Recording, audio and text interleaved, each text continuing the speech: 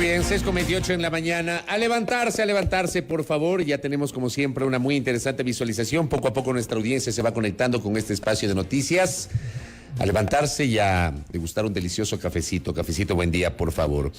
Hoy la parroquia barcelonista, que dicen es la mitad más uno de la hinchada de este país. Ustedes saben que yo soy azul, pero no soy enfermo. Yo le deseo lo mejor al equipo canario esta noche. En el partido de ida por Copa Libertadores de América, 19:30, Barcelona por hacer historia ante el apergaminado Flamengo de Brasil. Flamengo, digamos, se ha convertido en el mejor equipo de esta Copa Libertadores de América, ¿no? En una semifinal en donde han mandado los brasileños. Ayer se jugó la semifinal de ida de la otra llave entre el Atlético Mineiro y el Palmeiras, que terminó 0-0. Y el día de hoy, Barcelona, pues, tiene la gran oportunidad de enfrentarse ante el equipo del Flamengo, que dicen los entendidos es el equipo que acredita la mayor hinchada a nivel planetario, tomando en cuenta ese continente que significa Brasil dentro del continente americano, ¿no? Así que mucha suerte para los canarios y para la hinchada que amplifica este espacio de noticias, ¿no? Así que les envío un abrazo para todos que se van conectando junto a nosotros en el curso de esta mañana. ¿Cómo le va don Álvaro Samaniego Ponce? Ya sacaron la mano, vio la manito por acá, estaban acomodándonos nuestro cafecito por acá para que salga bien bonita la transmisión. Esta ha sido nuestra primera semana, es nuestra primera semana aquí en Sonorama. Evidentemente hay cosas que ajustar. Para ustedes también hay que acostumbrarse a esta nueva casa de A Primera Hora, de quienes hacemos A Primera Hora, la gran señal nacional de Sonorama, con frecuencias en 17 provincias del país. Estamos también con nuestra página web de Sonorama, www.sonorama.com.es, e igualmente estamos transmitiendo por las plataformas digitales de Sonorama, tanto en Facebook Live cuanto en el canal de YouTube Sonorama TV. Bueno, a ver.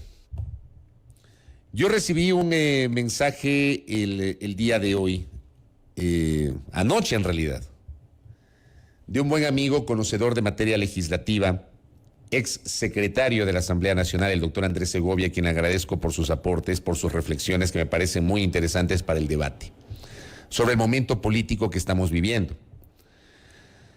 Me decía justamente el doctor Andrés Segovia, con su venia voy a leer los comentarios que él me envió, porque creo que de allí se puede generar un interesantísimo debate sobre lo que está ocurriendo. Uno, vendieron que el cambio de método de asignación de escaños del de Hunt al de Webster mejoraría la representatividad. Ya lo vamos a comentar. Vendieron las listas cerradas o en plancha para el punto 1, es decir, el cambio de método. Se requería partidos políticos, verdaderas organizaciones políticas, que también ya lo vamos a analizar. Y vendieron que para fortalecer la Asamblea Nacional había que reformar la Ley Orgánica de la Función Legislativa. Con aciertos y errores, el 80% de la norma no mejoró, por ejemplo, la aprobación de las leyes, tampoco la fiscalización. Se creó el Comité de Ética, que es una institución que nació en 1998, es decir, ajena a la Constitución del 2008. Creo que deben hacerse cargo los políticos del fracaso de los cambios propuestos. Yo creo que este es un aporte muy interesante, estos son aportes muy interesantes para generar un debate público sobre lo que está ocurriendo. Como yo siempre he dicho, querida audiencia, la calentura no está en las sábanas, pero nuestros políticos están acostumbrados a vendernos humo y muchas veces los ciudadanos compramos ese humo dependiendo de las coyunturas, de nuestros afectos y de nuestros desafectos. Partamos de un hecho, la representatividad que hoy tiene la función legislativa. A mí me parece que esto lamentablemente ha estado ajustado o ha estado de la mano con el comportamiento político de los últimos tiempos.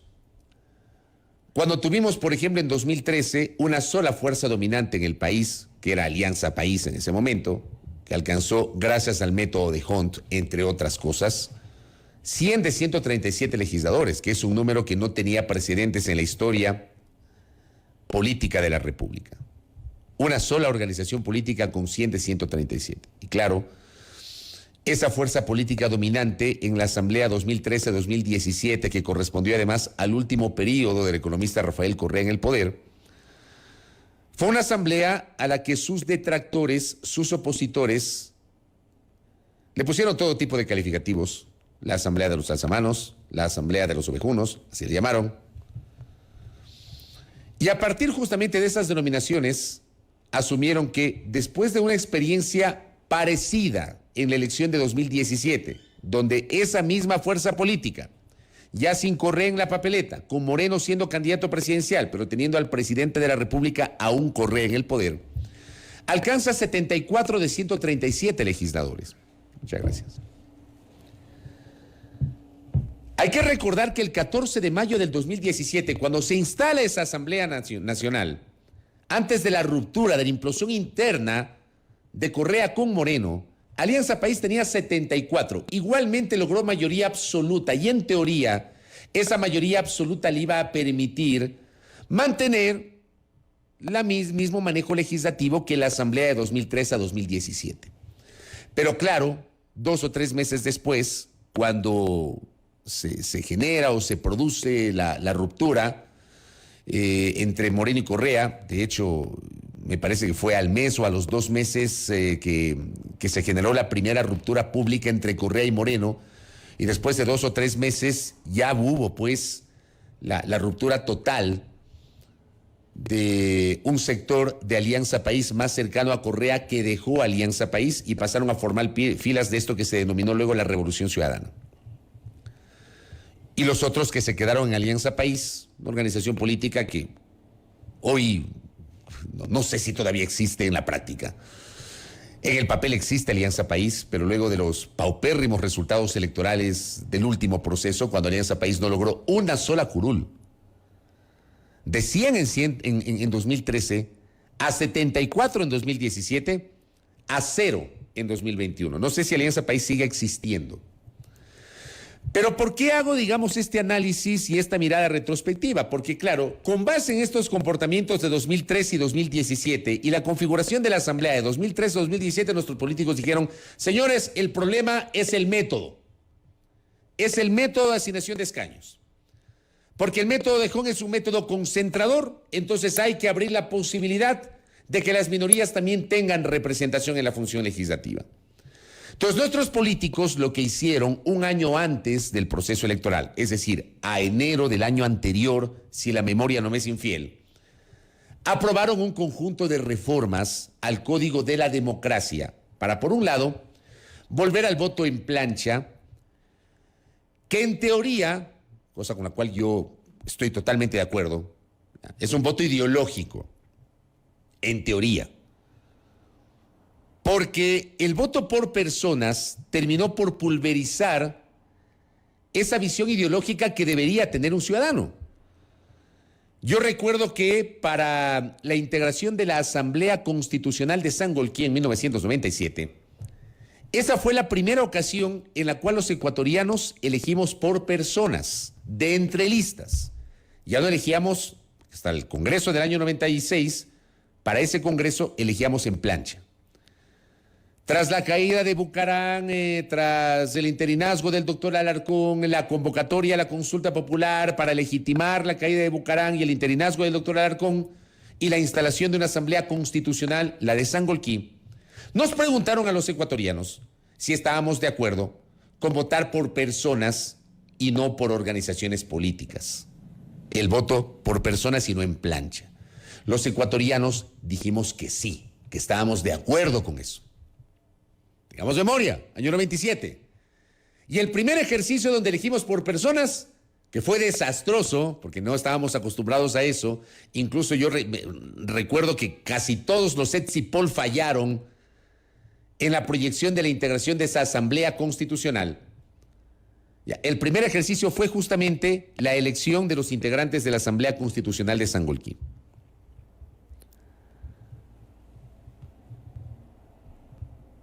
Y se integró a la Asamblea, donde hubo un predominio de la democracia popular. De hecho, el doctor Osvaldo Hurtado fue presidente de la Asamblea Constitucional, y hubo una alianza con el Partido Social Cristiano, de la cual renegó el ingeniero Febres Cordero, que en paz descanse, y que era apoyada por el abogado Nebot. Porque el ingeniero Febres Cordero tenía diferencias públicas abiertas con el doctor Osvaldo Hurtado. Pero ese año, en el año 97, empieza este ejercicio de votar por personas. Al año 2020, cuando se aprueba la reforma, yo pregunto públicamente a nuestros políticos, a nuestros académicos, a nuestros investigadores, a la opinión pública, a ustedes, queridos oyentes, queridas oyentes e internautas. Hicimos una valoración real sobre las virtudes y los defectos de votar por personas al punto de decidir que la mejor opción era volver al voto en plancha. Hicimos esa valoración. El tema fue sometido a un debate nacional, un debate público nacional, sobre las bondades o la necesidad de cambiar el método para poder votar. Yo traslado públicamente esta inquietud a través de estos micrófonos a la clase política, a los integrantes de la asamblea anterior, a aquellos actores de la academia, aquellos que no son parte de la asamblea, pero que brindaron también sus aportes para la construcción de esas reformas al Código de la Democracia. Si se hizo una valoración en frío, más allá de las coyunturas, en frío, sobre la necesidad de cambiar primero la forma de votación y luego el método.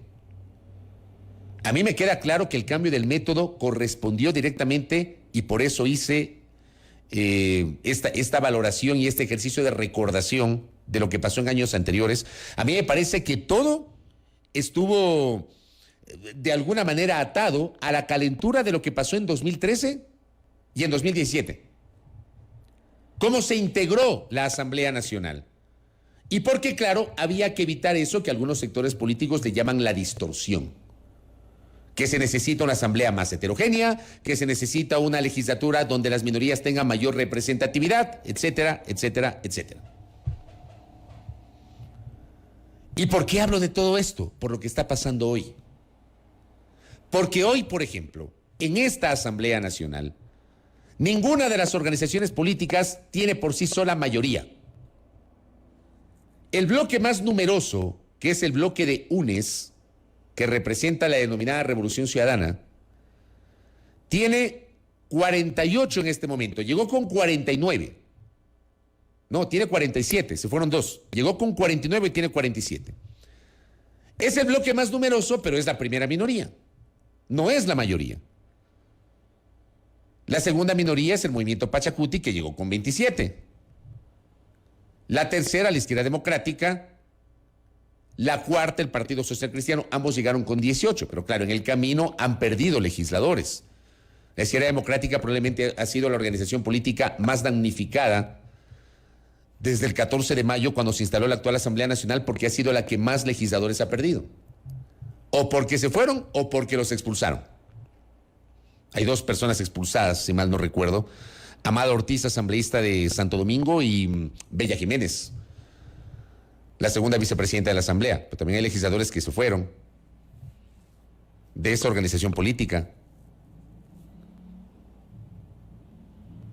El movimiento, creo que siendo gobierno, llegó con apenas 12 legisladores, pero que armó un bloque que se llama el Bloque de Acuerdo Nacional, con asambleístas de organizaciones pequeñitas y con algunos independientes. Es la asamblea que tenemos. Una asamblea atomizada. Que claro, gente que la defiende, y digo, esto yo insisto, esto no ha sido sometido a un debate serio a nivel nacional sobre si sacrificamos por un lado la gobernabilidad y con este tipo de reformas o de modificaciones impulsamos la heterogeneidad en la integración de la función legislativa, o planteamos justamente que a partir de un sistema de votación y de un método debe haber organizaciones políticas dominantes en el espectro político, con base en las experiencias. Mi punto es, porque claro, seguramente cualquiera de ustedes, las personas que nos escuchan, los políticos, los académicos, cada quien tendrá una visión. Pero mi punto es que estos temas no fueron analizados a profundidad. Estas decisiones se tomaron con base en la calentura de ese momento, y como siempre digo, la calentura no está en las sábanas. Y a este país, lamentablemente, le falta profundidad en el debate. Aquí, lamentablemente, los debates son epidérmicos en su gran mayoría y responden a los afectos y desafectos del momento político. Que si me gusta fulano, que si me cae mal sultano, que a no sé quién hay que bloquearlo, que a este hay que darle paso. Así funciona. Y el resultado es este. ¿Y por qué hago estas reflexiones? Porque mañana pasado, nuestros políticos, luego de esta experiencia de 2021, con seguridad para 2025 pretenderán otra vez inventar el agua tibia y hacer modificaciones. Porque solamente piensan en la coyuntura, porque solamente piensan en el momento, porque lamentablemente no piensan en el mediano y largo plazo, porque en este país lamentablemente para este tipo de cosas no se generan políticas de largo aliento. Y nos cambian las reglas del juego y nos venden a los ciudadanos esas modificaciones como que son la panacea para mejorar la representatividad. Y ahí tenemos las consecuencias. Hoy tenemos una asamblea que está sumida en una serie de dificultades. Me pregunta Fernandita Cedeño, a quien le envío un abrazo, ¿qué es mejor para mí, el voto en plancha o por personas? Para mí, porque yo soy un defensor un defensor de las ideologías. Yo sí defiendo la ideología. Algunos me han dicho y me dirán que soy un idealista, que me quedé anquilosado, que no sé qué. Yo defiendo la ideología. Yo creo que el voto debe ser ideológico. Yo sí defiendo el voto en plancha. Pero es mi visión, la mía. Tal vez no es lo más conveniente para la democracia ecuatoriana, tomando en cuenta la idiosincrasia que tenemos los ecuatorianos. Yo doy mi comentario, mi visión, la mía, la mía. Tal vez Denise piense otra cosa, Belkis piense otra cosa, Roberto, que nos acompaña en el Control Master, tiene otra idea. Cada uno de ustedes tiene una visión distinta. Si a mí me preguntan, yo creo en el voto en plancha, pero debe ir acompañado de una serie de elementos sobre los cuales lamentablemente no se analiza. Porque aquí en el Ecuador se toman las decisiones con base en la coyuntura. Y les voy a añadir un ingrediente adicional. Porque yo digo, todo esto debe ser parte de un todo. Si debates el método de asignación de escaños, si cambias la forma de votación, ¿qué pasa con el régimen de partidos políticos? ¿Saben cuál es el problema de este país? ¿Saben ustedes cuántas organizaciones políticas tiene el Ecuador? ¿Cuántas? ¿Tienen claridad?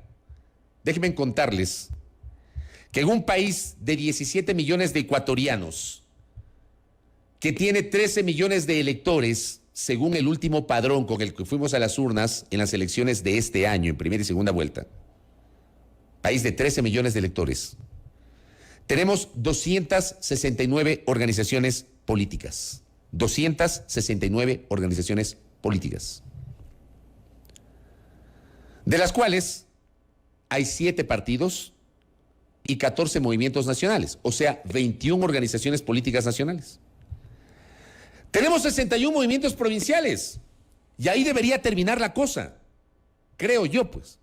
Pero también tenemos movimientos cantonales. Tenemos 167 movimientos cantonales. 167. El Ecuador tiene 221 cantones y tiene 167 movimientos políticos cantonales. Pero no se queda ahí la cosa, pues. Resulta que tenemos hasta movimientos parroquiales. 20 movimientos políticos parroquiales. ¿No les parece a ustedes que esto hay que reformar?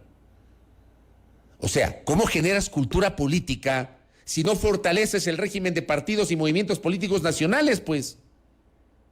Si hay hasta organizaciones políticas parroquiales. Y a esto le voy a añadir otro ingrediente adicional, querida audiencia.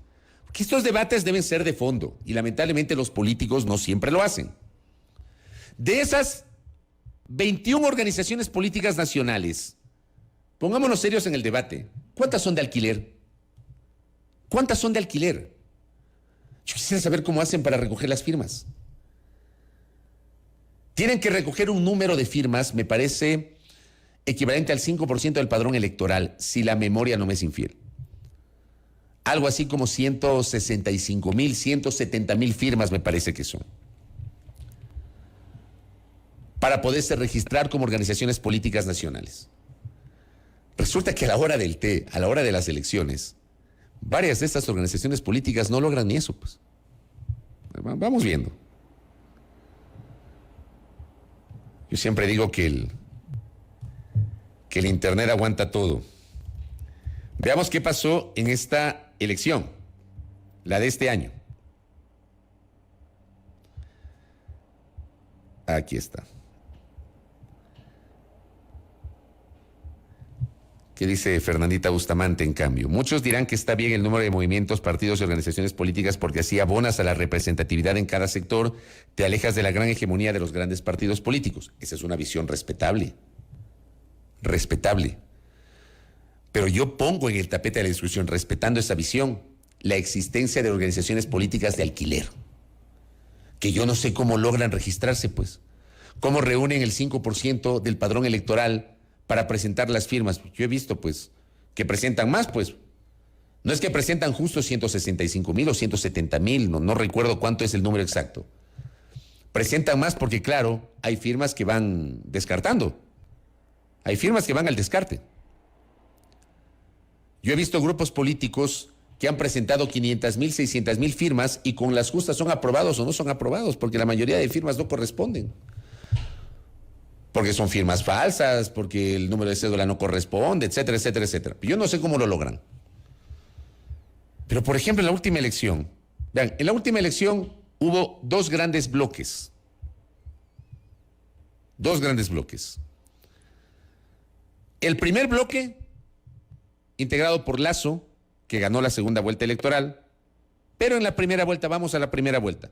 Arauz, que ganó la primera vuelta, pero perdió la segunda vuelta. Lasso, que quedó segundo en la primera vuelta, pero que ganó la presidencia. Yacu Pérez y Javier Hervas. Entre los cuatro candidatos, ¿saben cuánto porcentaje acumularon? El 82% entre los cuatro. Y el 18% restante se dividió entre Pedro Freile, que alcanzó 192,000 votos por un movimiento totalmente desconocido que era el Movimiento Amigo, y Ciro Romero por el partido Avanza, que irrumpió en la arena política en el año 2013, cuando llegó por primera vez a la Asamblea. Fue la primera participación de Avanza, liderada en ese momento por Ramiro González. Tuvo 5 asambleístas.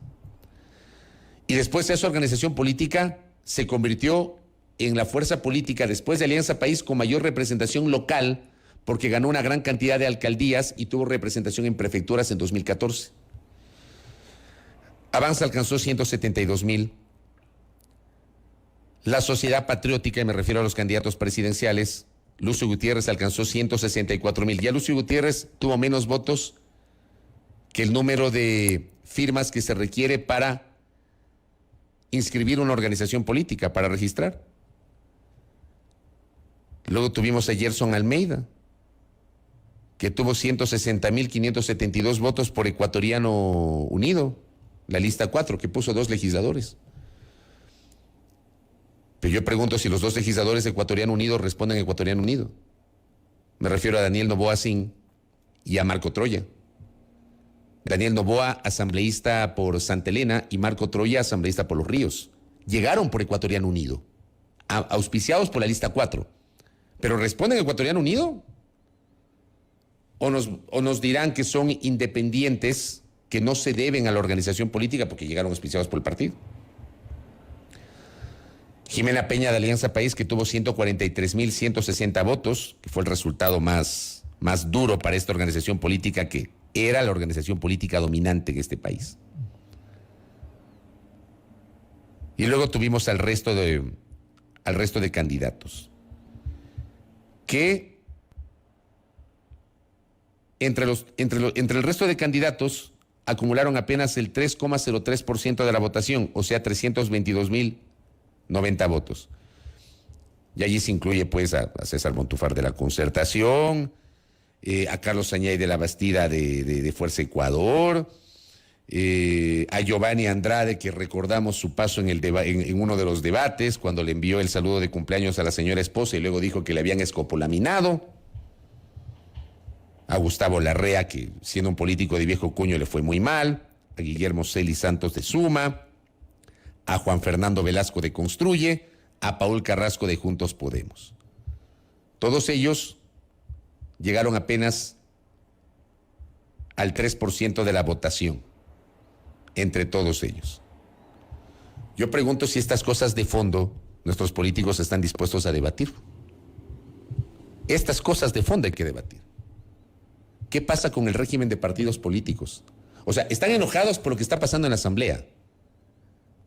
Ya, dejemos el debate coyuntural, que es legítimo que lo analicemos, sí, pero vamos a los temas de fondo. Yo propongo públicamente que nuestra clase política analice los temas de fondo.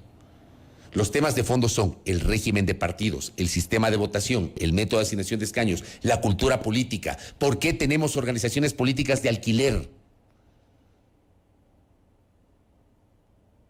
El propio alcalde metropolitano de Quito llegó por una organización política, auspiciado por una organización política de la cual no es adherente. Unión Ecuatoriana Lista 19. Y está claro que el doctor Yunda no responde a los intereses de Unión Ecuatoriana, que no sé si tiene estructura política. No tengo idea. ¿Por qué? Porque esas organizaciones políticas yo no sé qué hacen cuando no hay elecciones. Y no tengo la menor idea de qué hacen cuando reciben recursos públicos que deben servir para la formación de sus cuadros, para la capacitación, porque el rato que llegan las elecciones buscan al más conocido para que encabece la lista y les trate de ayudar a ganar una elección. ¿Por qué existen estas organizaciones políticas? ¿Para qué? ¿Cuál es el objetivo? ¿Por qué en la última elección presidencial tuvimos 17 candidatos a la presidencia de la República? Un número que rompió todo precedente. En 2006 tuvimos 13 candidatos. Hasta 2006, esa fue la elección con el mayor número de candidatos. Se rompió todo precedente. 17 candidatos. ¿Quieren una mejor democracia? Impidamos que en 2025 se presenten otra vez 17 candidatos, pues. Hay que endurecer las normas para la conformación de organizaciones políticas. Hay que fortalecer el régimen de partidos. Hay que exigir y regular el manejo de los recursos que reciben los partidos por parte del Estado para capacitación y para formación de sus cuadros. La calentura, querida audiencia, no está en las sábanas. Nos quejamos de los políticos que tenemos, nos quejamos de la asamblea que tenemos. Hay que analizar a profundidad el régimen de partidos, el método de asignación de escaños, la forma de votación. ¿Qué es lo que más le conviene a este país? Ese tema planteo hoy como punto de análisis, de referencia, para que en algún momento, vean que las elecciones seccionales están a la vuelta de la esquina. Están a la vuelta de la esquina. Vamos a tener elecciones seccionales en febrero del 2023. Y los tiempos electorales se van, vea, así. Se van rapidísimo. Ya para estas elecciones seccionales, que además, acuérdense en cuántos candidatos a la alcaldía tuvimos en 2019. Tuvimos 18 candidatos a la alcaldía de Quito. 18. ¿Ya? ¿Quieren evitar que tengamos otra vez 18 candidatos a la alcaldía de Quito? Investiguen cuántos candidatos a la prefectura hubo en Guayas. Investiguen. Investiguen cuántos candidatos a la alcaldía de Guayaquil hubo en la última elección, que básicamente se concentró entre Cintia Viteri y Jimmy Jairala.